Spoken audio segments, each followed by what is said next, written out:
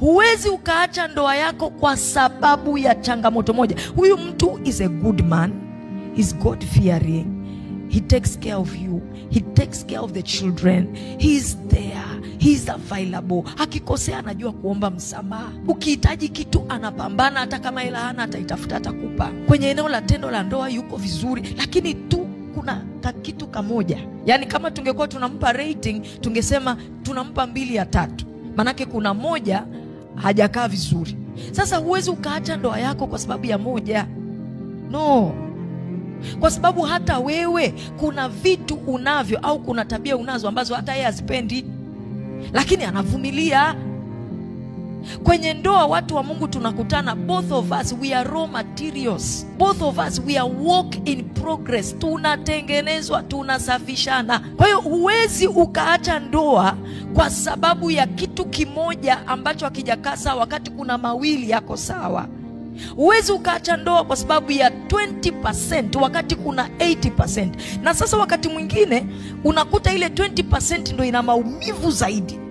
Lakini pia huwezi ukaacha ndoa because of that. Tuko mahali ambapo lazima tujifunze, na ndio maana tunafanya Wife Summit, ili tukufundishe pamoja na kwamba kuna 20%, how do you still live with this man with his 80%?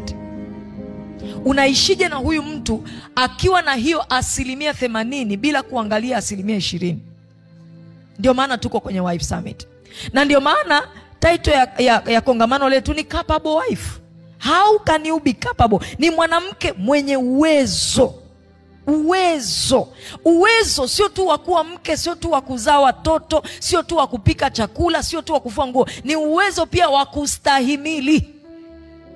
Tuko pamoja? Uwezo wa kufanya nini? Kustahimili, kwa sababu vya kustahimili vitakuwepo. Uwezo wa kuvumilia. Biblia inasema kwenye Mithali, inasema ukizimia siku ya taabu, nguvu zako ni chache. Tunakuleta kwenye Wife Summit ili udungwe nguvu, ili siku za taabu zitakapokuja uwe na nguvu za kuwithstand.